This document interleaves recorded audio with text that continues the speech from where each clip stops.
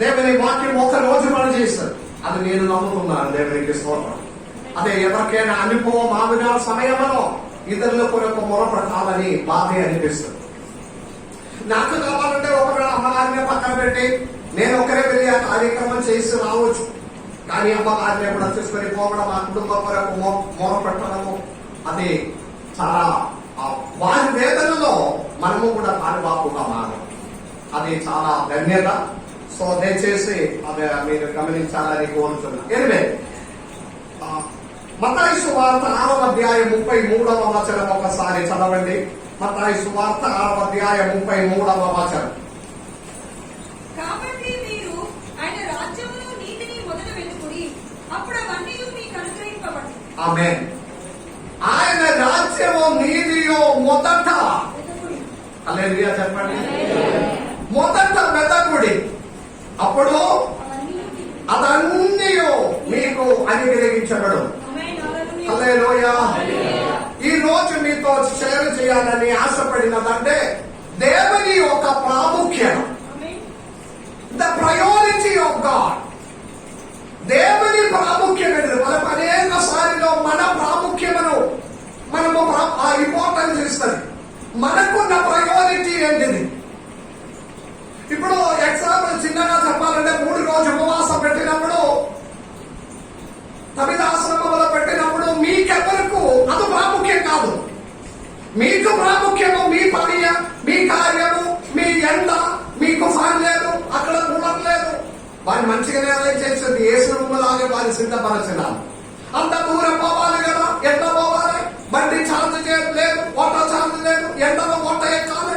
మనకున్న ప్రయారిటీస్ అనేకములు ఉంది తప్పించుకోవడానికి. కానీ దేవుని ప్రయారిటీ, దేవుని యొక్క ప్రాముఖ్యత, అది మనము గ్రహించాలి. హల్లెలూయా. ప్రతి విషయములు ఎదుట, ప్రతి కార్యములు ఎదుట, ప్రతి విషయములో దేవుని యొక్క ప్రాముఖ్యత ఏంటిది? What is the priority of God? What is the importance of God? దేవుని యొక్క ప్రాముఖ్యత ఏంటిది? మన ప్రాముఖ్యత పక్కన పెట్టండి. మన ప్రాముఖ్యత అంటే అనేక కార్యంలో మనకు చెప్పడానికి ఉంది. కానీ ఒక దేవుని బిడ్డలుగా మనం ఉన్నప్పుడు దేవుని యొక్క ప్రాముఖ్యతనే మనము గ్రహించాలి. 4 కార్యం త్వరగా చెప్పి నేను ముగిస్తుందా. 1, లూకా సువార్త 22వ అధ్యాయం 43వ వచనం. లూకా సువార్త 22వ అధ్యాయం 43వ వచనం. ఎవరైనా స్వరమెత్తి చదవండి. అప్పుడు పరలోకము నుండి ఒక దూత ఆయనకు కనబడి బలపరచెను. మరి ఒకసారి కూడా 22:43 మరి ఒకసారి కూడా చదవండి. పరలోకము నుండి ఒక దూత ఆయనకు కనబడి ఆయనను బలపరచెను. ఆమేన్. పరలోకము నుండి ఒక దూత ఆయనను కనబడి, ఆమేన్, పరలోకములో నుండి ఒక దూత ఆయనకి కనబడి ఆయనను బలపరచెను. Praise the Lord. భాగ్యమంతా మనకు తెలుసు. యేసయ్య దేవుని సిలువ వేయడానికి ఉన్న సమయము గెతసమన తోటలలో నుండి ఆ బయలుదేరడానికి సిద్ధంగా ఉన్నప్పుడు ఆయన యేసయ్య దేవుడు తండ్రి ఎదుట ఒక ప్రార్థన చేస్తున్నారు. ఏంటిది ప్రార్థన? తండ్రి, మీ చిత్తమైతే ఈ గిన్నె నా యొద్ద నుండి తొలగిపోవాలి. హల్లెలూయా. తాను అనుభవించబోతున్న సమస్యలు, తన్ను పట్టుకొనినది, తన్ను శిక్షించినది, తన్ను సిలువ వేసినది, ఒక రాత్రి అనేక స్థలములో విస్తరించినదంతయు తన కన్నులారా ఆయన తెలుసుకొని భయంకరమైన ప్రాణ భయముతో కూడా తన తండ్రితో బ్రతుకులాడుతున్నారు. తండ్రి, మీ చిత్తమైతే ఈ గిన్నె నా దగ్గర నుండి తొలగిపోవాలి. ఆమేన్.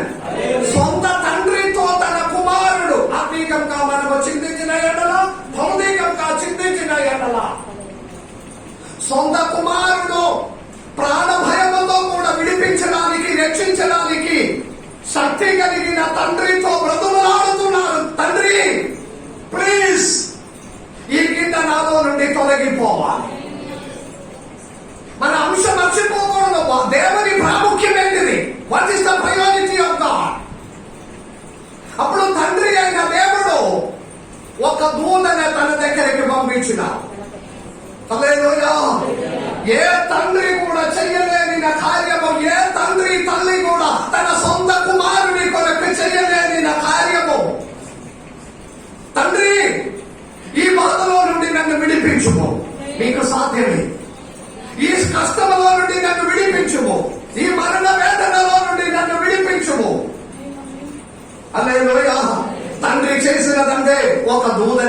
ధ్యానించినాం.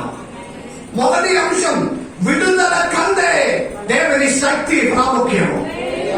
హల్లెలూయా. ఇక వెళ్ళాలి. విడుదల కందే శక్తి ప్రాముఖ్యం. దేవుని దృష్టిలో, దేవుని యొక్క ప్రణాళికలలో దేవుని యొక్క ప్రాముఖ్యం ఏంటిదంటే మీ యొక్క విడుదల కాదు, మీకు శక్తి కావాలి. అర్థమైన వారు దేవునికి స్తోత్రం చెల్లించారు.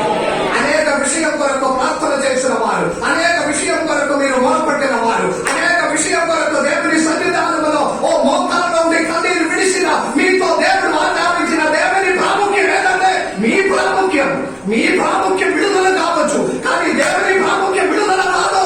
మీరు బలపరచాలి. సొంత కుమారుడైన యేసయ్య దేవుడు తండ్రితో, తండ్రి మీ చిత్తమైతే ఈ గిన్నె నా దగ్గర నుండి తొలగిపోమని ప్రార్థన చేసినప్పుడు తండ్రి ఏం చేశాడు? ఒక దూతనే పంపించాడు. ఆమె ఆ వాక్యం అట్లా చదవండి. అప్పుడు తండ్రి ఏం చేశాడు? 43. పరలోకం నుండి ఒక దూత ఆయనకి కనపడి ఆమె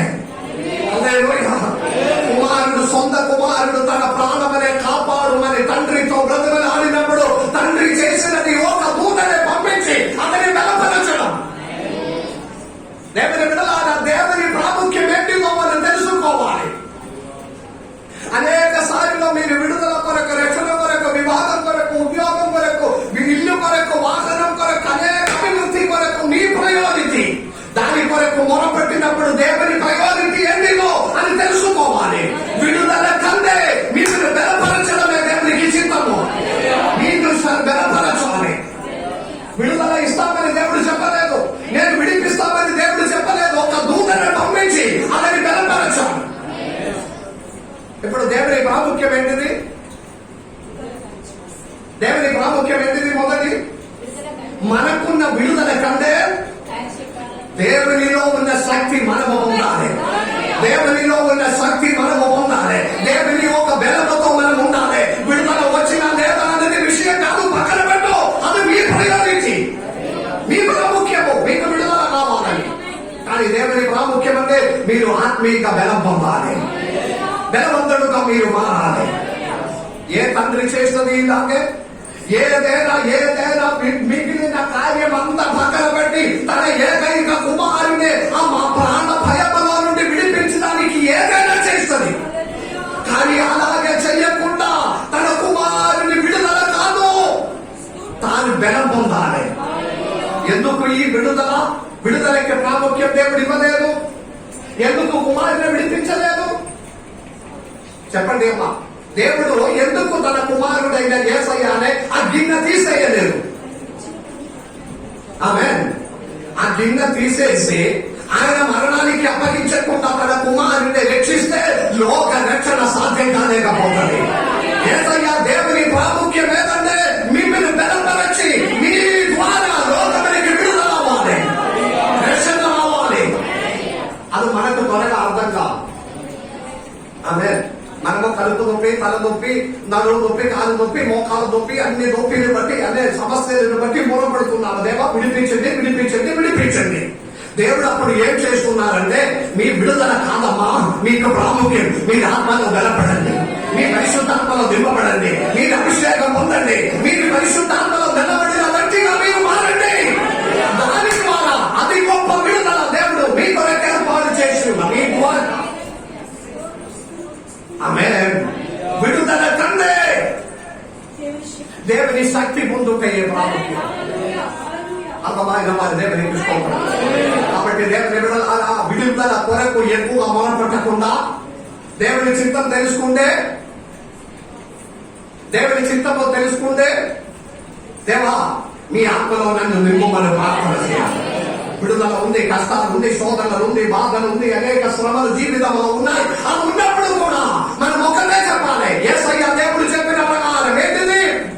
కానీ నా చిత్తం కాదు, మీ చిత్తమలాగా జరిగినగాక. Praise the Lord. మొదటి అంశము అది త్వరగా చెప్పి నేను ముగిస్తున్నా. పాటించిన వారు ధన్యులు. దేవునికి స్తోత్రం. ఎక్కువగా విడుదల కొరకు మొరపెట్టి జీవితం అలసిపోకుండా దేవా మీ పరిశుద్ధాత్మలో నన్ను నింపుము. ఆ శక్తి ద్వారా గొప్ప విడుదల మేలు మనము అనుగ్రహించబడతాం. Praise the lord. మొట్టమొదటిగా దేవుడు నేర్పించినది ఇదే వాక్యం. రెండవ అంశం, మొట్టమొదటి అంశం ఏంటిది? విడుదల కంటే దేవుని శక్తి, రిలేషన్షిప్ కంటే దేవుని శక్తి. ఇప్పుడు తండ్రి కుమారుడు అన్న ఆ ఒక రిలేషన్ కూడా పక్కన పెట్టిన ప్రాణ భయముతో ఉన్న కుమారుని రక్షింపకుండా ఉన్న తండ్రి ఎవరైనా ఉన్నారా? చెప్పట్లేదు. ప్రాణ భయముతో మరణముతో ముఖాముఖం చూసిన కుమారుని రక్షింపకుండా ఉన్న తల్లిదండ్రులు ఉన్నారా? సొంత ప్రాణం విడిచేనా తన పిల్లలనే కుమారుని రక్షించు. ఆ రిలేషన్షిప్ కూడా దేవుడు పక్కన పెట్టినావు. ఎందుకు? లోక రక్షణ రావాలి. దేవుడికి స్తోత్రం. మీ విడుదల కంటే, మీ రిలేషన్షిప్ కంటే, ఆమేన్, మీ రిలేషన్షిప్ కంటే దేవునిలో ఉన్న బలం పొందిన వారంగా. Praise the lord. విడుదల కంటే దేవుని యొక్క శక్తి ప్రాముఖ్యమని తెలుసుకున్న దేవుడు కుమారుడు మొదలుపెట్టినప్పుడు ఆమేన్ తను రక్షింపకుండా ఒక దూతనే పంపించిన ఆయన బలపరచ. అంతే. Praise the lord. రెండవ అంశం కొరింథీయులకు రాసిన రెండవ పత్రిక 12వ అధ్యాయం 2వ పత్రిక 12వ అధ్యాయం 8-9 వచనాలు చదవండి.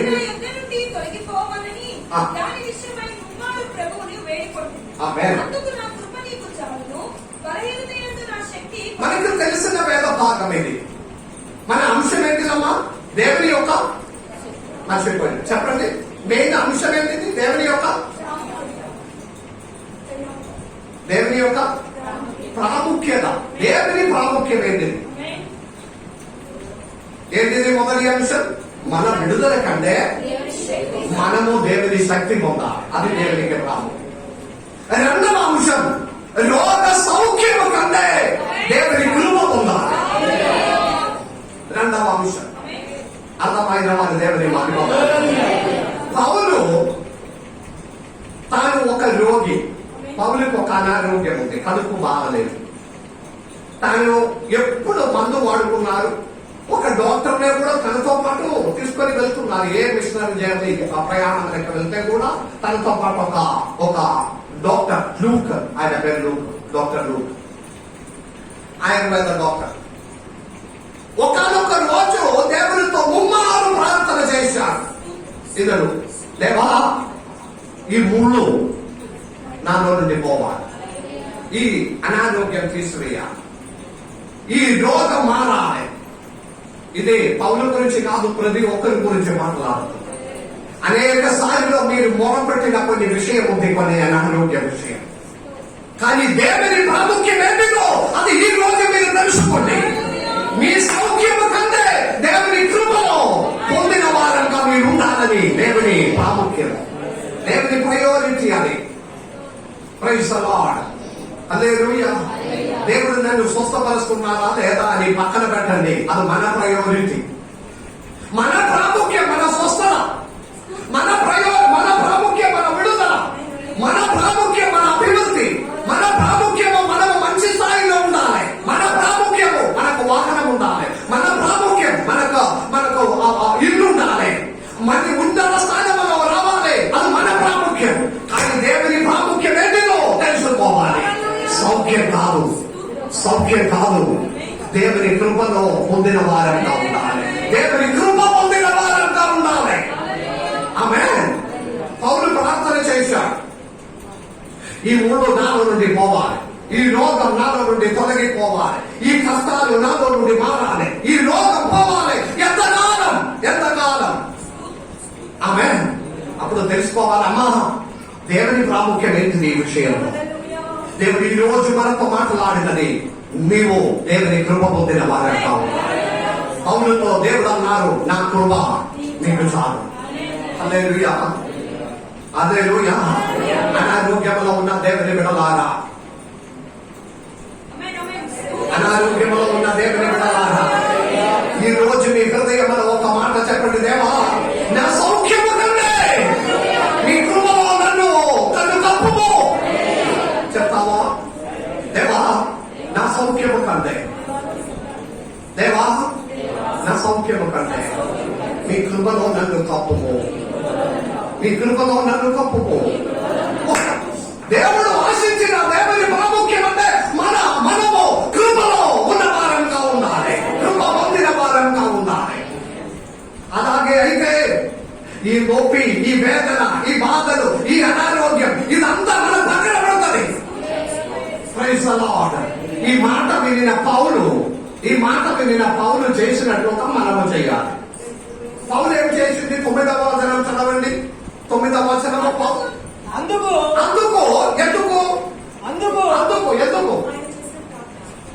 కాదు. ఇప్పుడు మీరు వాక్యం ఉంటే చెప్పండి. పౌలు ప్రార్థన చేసినా ఇది తొలగిపోవాలి. ఇప్పుడు దేవుడు ఏమన్నారు?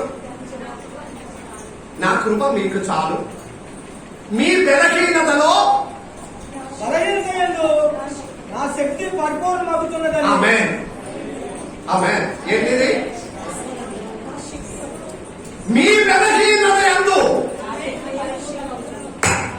మీతో మాట్లాడుతున్నారు దేవుడు. మీ బలహీనత యందు నా శక్తి నిన్ను పరిపూర్ణుడుగా చేయును. హల్లెలూయా. ఎందుకంటే ఏ సౌఖ్యం కావాలి దేవుని బిడ్డలారా? దేవుడు మీతో మాట్లాడుతున్నారు. హల్లెలూయా. మీ స్వస్థత గురించి మీరు అడగడం అవసరం లేదు. మీ తల వెంట్రుకలు కూడా నేను లెక్కించిన వాడు. హల్లెలూయా. మీ బలహీనత, అలసిపోతున్నారు, కృంగిపోతున్నారు, నడవలేకపోతున్నారు, బ్రతకలేకపోతున్నారు. మీ బలహీనతలో నా శక్తి నేను పరిపూర్ణుడుగా చేయను. దేవుడు మాట్లాడిన మాట. స్వస్థపరుస్తామని చెప్పినావా? విడిపిస్తామని చెప్పినావా? కానీ వీరేంద్ర గారు అన్నారు విడిపిస్తామన్నారు. మంచి మాట. కానీ పౌలుతో దేవుడు అన్నారు చెప్పలేదు. ఏమన్నారు? నా కృప చాలు. ఇంకా మీ బలహీనతలో నా శక్తి నిన్ను పరిపూర్ణుడుగా చేయను. హల్లెలూయా. మొదటి దానికంటే రెండవ దానికి ఇంకా ఘనంగా ఉంది. మీ బలహీనతలో సరిగా లేచి నిలబడడం లేదు, సరిగా మీరు నడవడం లేదు, సరిగా పని చేయడం సాధ్యం కాదు. అలసిపోతున్నారు, బలహీనమైపోతున్నారు, కృంగిపోతున్నారు, మానసికంగా మీరు పడిపోతున్నారు. దేవుడు చెప్పినది నా శక్తి మీ బలహీనతలో నిన్ను పరిపూర్ణుడుగా చేయబోతున్నారు. హల్లెలూయా. నీవు అడిగినది ఏంటిది? ఇది ఈ రోగం మారిపోవాలి, ఈ కష్టత మారిపోవాలి, ఈ అనారోగ్యం తొలగిపోవాలి. దేవుడు అన్నారు నా శక్తి మీ మీద కుమ్మరించి నిన్ను నేను పరిపూర్ణుడుగా చేస్తాను. ఆమేన్.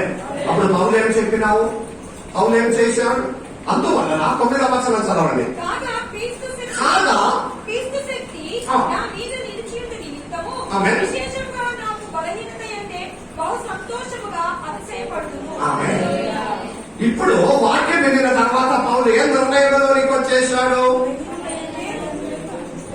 నా బలహీనతలో నేను బహు సంతోషపడుతున్నాను. హల్లెలూయా. ఇప్పుడు బలహీనంగా ఉంటే మీరు బహు సంతోషం పొందిన వారంతా దేవుడు మనసు.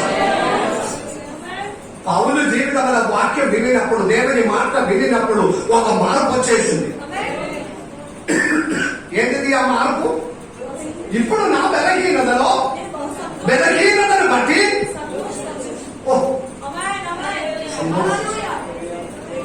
ఆమె ఇంతకాలం సేవ చేసిన నాతో దేవుడు చెప్పలేదు నా కృపలో నిన్ను ఉంచుతామని. అమ్మగారితో చెప్పే ఉన్నాను, నా కృపలో నిన్ను నేను కప్పుగా. అంటే దేవుని కృప ఉంది, నేను నమ్ముతున్నాను. కానీ దేవుడు డైరెక్ట్ మాట్లాడు.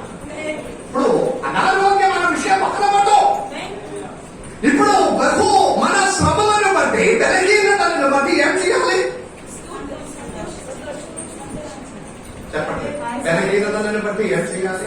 అనారోగ్యములను బట్టి, ఆర్థిక సమస్యలను బట్టి, అనేక కష్టాలను బట్టి సంతోషించాలి. ఎందుకు సంతోషించాలి? దేవుని శక్తి మనలో బలహీనుడుగా పరిపూర్ణుడుగా మారుస్తుంది. ఇప్పుడు ఇప్పుడు చెప్పండి, రెండవ అంశము సౌఖ్యము కంటే దేవుని కృప, దేవునికి ప్రాముఖ్యం. ద ప్రయారిటీ ఆఫ్ గాడ్, దేవుని యొక్క ప్రాముఖ్యం ఏంటిది?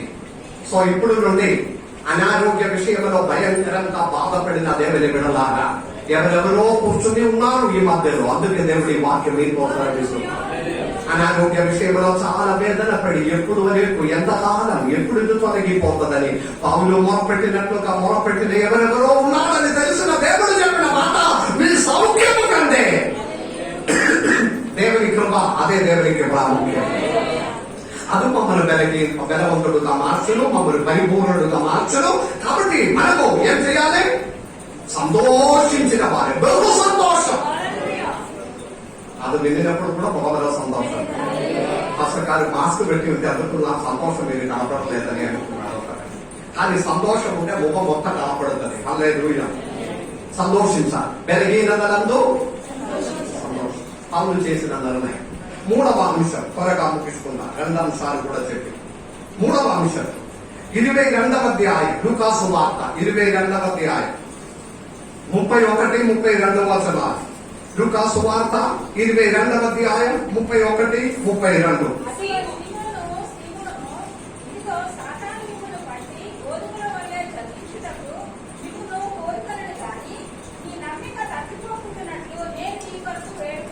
ఆమేన్. ఒకానొక రోజు పేతురు విషయంలో యేసయ్య దేవుడు చెప్పిన ఒక మాట. ఒకానొక రోజు దెయ్యము సాతాన్ యేసయ్య దేవుని దగ్గరికి వచ్చి ఒక పర్మిషన్ అడిగింది. ఒక పర్మిషన్ ఏంటిది? పర్మిషన్ పేతురు విషయము, పేతురుని పట్టుకోవడానికి నాకు అవసరం ఇవ్వమన్నా. ఒకనొక రోజు యోబు దగ్గరికి వెళ్లి పర్మిషన్ తీసుకున్నట్లుగా ఆమె పేతురుని పట్టుకోవడానికి సాతాన్ పర్మిషన్ అడిగింది. ఆమె మమ్మల్ని ముట్టాలంటే దేవుని పర్మిషన్ ఉండాలి. ఆమె యోబు దగ్గరికి సాతాన్ పర్మిషన్ అడిగి యోబునే పట్టుకున్నాడు. పేతురునే ముట్టడానికి యేసయ్యతో పర్మిషన్ అడుగుతున్నారు. నమ్ముతున్నారా దేవుని మీద? ముట్టి విశ్వాసంలో జీవించడం కాదు, మిమ్మల్ని ముట్టిన వాడు నా కన్ను పాపను ముట్టుందని బైబిల్ వాక్యం. నీళ్ళు ముట్టాలంటే దేవుడు పర్మిషన్ ఇవ్వాలి. నమ్మిన వారి దేవునికి శోధన ఇంటికనే సాతాను వచ్చి ఎవరినే శోధన చెయ్యను. దేవుని బిడ్డలు అయితే మీరు దేవుని బిడ్డ అయితే సాతాను పర్మిషన్ అడుగుతుంది. దేవుడు ఒప్పుకుంటేనే దేవుడు కొద్ది టైంలో పర్మిషన్ ఇస్తుంది. ఎందుకు? మన విశ్వాసం అనే పరిశోధించడానికి. Praise the Lord. హల్లెలూయా. ఎంత మాత్రం ఉంది మన లోతు సమర్పణం అని తెలుసుకోవడానికి ఒకవేళ సాతానులో దేవుడు పర్మిషన్ ఇస్తుంది. ఇక్కడ సాతాను వచ్చి పేతురు విషయంలో యేసయ్యతో పర్మిషన్ అడిగిన యేసయ్య దేవుడు అప్పుడు ఏం చేశాడు? పర్మిషన్ ఇచ్చినావా ఇవ్వలేదా? పర్మిషన్ ఇచ్చినావా ఇవ్వలేదా? ఇచ్చారా? పేతురు విషయంలో ఎక్కడ ఉంది ఇచ్చాడని? ఆ వాక్యం చదవండి, ఆ వాక్యం చదవని చెప్పండి. 30-31 ప్రవేశిస్తున్నాం. అదే వాక్యం 22-31-32 చదవండి. పట్టి గోధుమల వల్ల జల్లించుటకు మిమ్మల్ని కోరుకొనిన గాని నీ నమ్మిక తప్పిపోకుండానట్లు నేను నీ కొరకు వేడుకొంటిని. ఆమేన్. యేసయ్య దేవుడు చేసినది తన విశ్వాసం పోగొట్టకుండా అతని కొరకు ప్రార్థన చేశాడు. ఇప్పుడు మూడవ అంశం దేవుని ప్రాముఖ్యం ఏంటిదంటే శోధన కంటే మీరు విశ్వాసం కలిగిన వారంగా ఉన్నారు. హల్లెలూయా.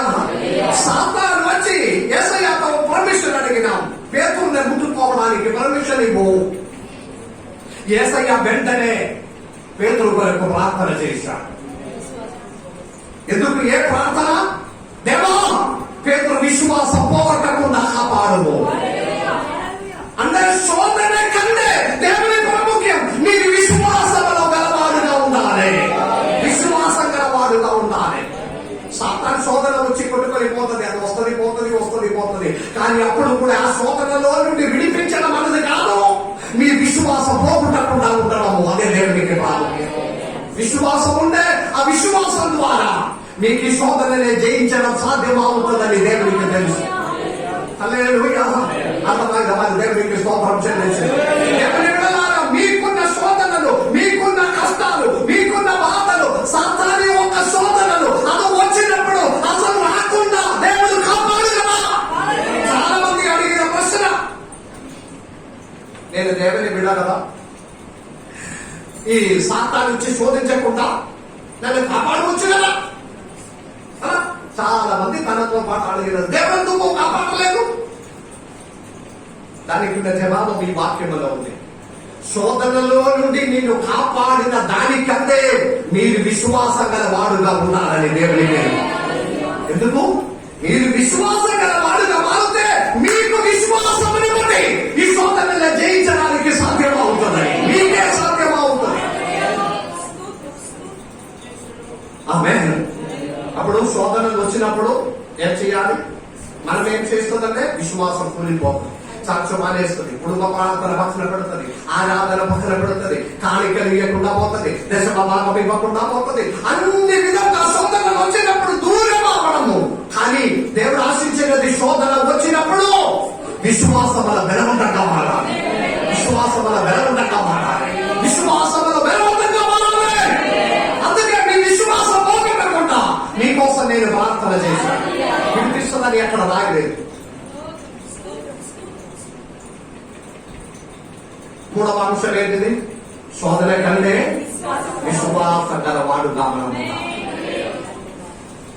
శోధన వస్తుందా లేదా అని పక్కన పెట్టడం, అది వస్తుంది, కొట్టుకొని వెళ్ళిపోతుంది. విశ్వాసం గల వారంగా మీరు మారితే మీ విశ్వాసం బట్టి ఆ శోధన ఎదుట విజయం పొందవచ్చు. అదే దేవుని ఉద్దేశం. అదే దేవుని ఉద్దేశం. శోధన నుండి విడిపిస్తే ఇంకొక శోధన తీసుకొస్తాం. ఆ శోధన నుండి విడిపిస్తే సాతాను ఇంకొకటి తీసుకొని వస్తాం. దానిలో నుండి దేవుడు విడిపిస్తే ఇంకొకటి తీసుకొస్తాం. కానీ మీరు గల విశ్వాసం గల వాడుగా ఉంటే ప్రతి శోధననే మీరే జయించిన వారంగా మారుతుంది. అదే దేవుని ఉద్దేశం. ప్రతి శోధన సమయంలో దేవుడి కాకుండా ప్రతి శోధన అట్లా కాకుండా మీరు పర్మనెంట్ గా విశ్వాసం గల వాడుగా ఉండి ప్రతి శోధనని మీరే జయించిన వారంగా ఉండాలి. అందుకే పేతురు విషయంలో దేవుడు ఆయన విశ్వాసం పోగొట్టకుండా అతని కొరకు ప్రార్థన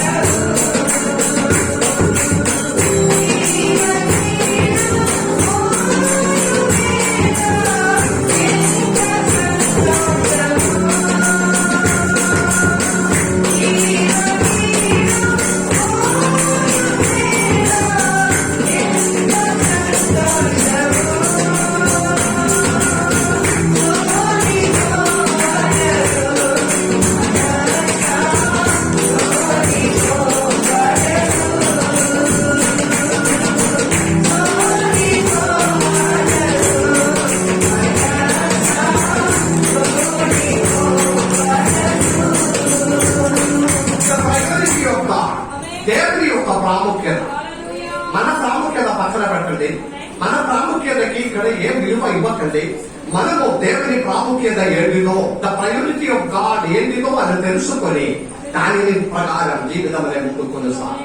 3 అంశాలు నేను చెప్పినాను దేవుని ప్రాముఖ్యత. ఒకటి, విడుదల కంటే దేవుని శక్తి పొందడం, అదే దేవుని ప్రయారిటీ. రెండవది, సౌఖ్యము కంటే దేవుని కృప పొందిన వారంగా మనం ఉండడం. మూడవది, శోధనల కంటే విశ్వాసం గల వారంగా మనం ఉండాలి. నాలుగవది లూకాసు వార్త 10వ అధ్యాయం 42వ వచనము. లూకాసు వార్త 10వ అధ్యాయం 42వ వచనం.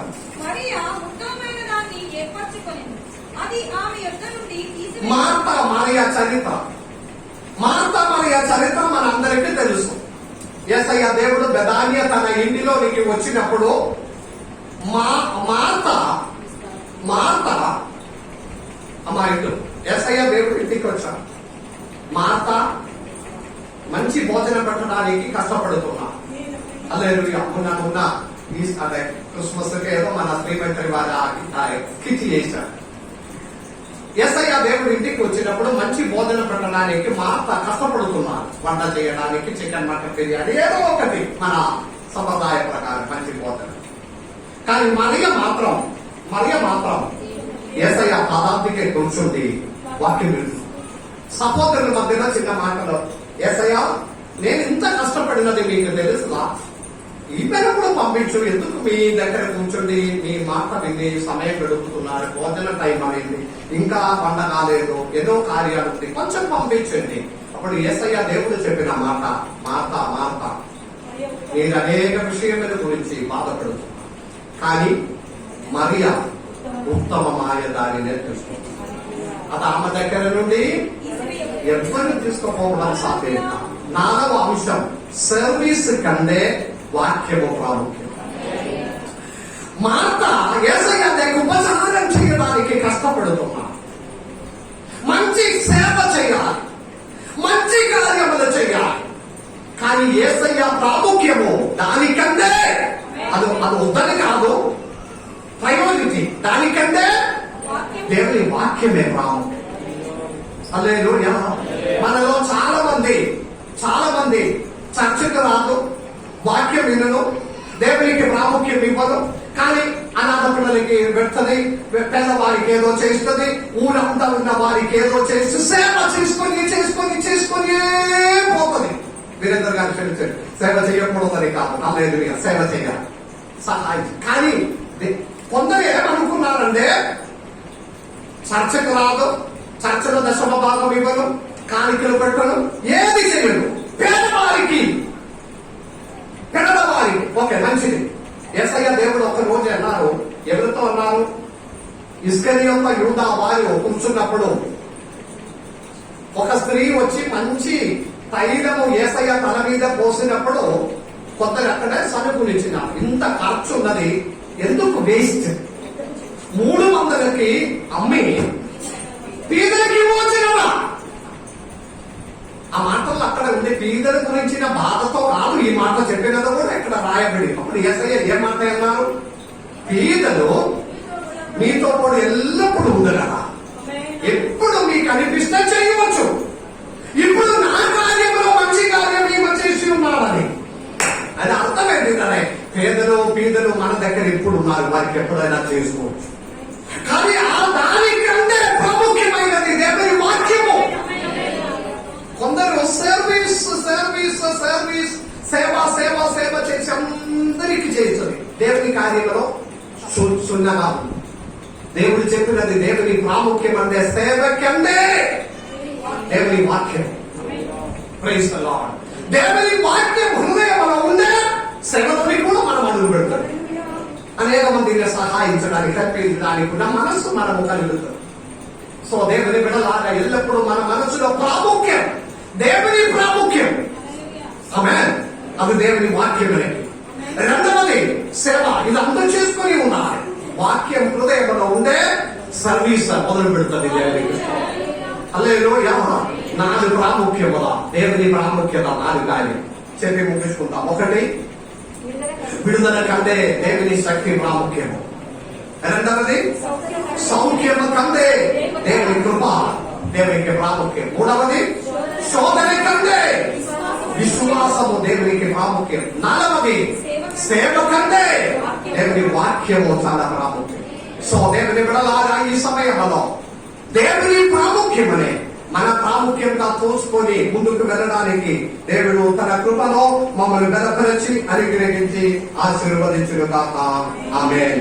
ఈ వాక్యం ద్వారా దేవుడు మమ్మల్ని దీవించును గాక.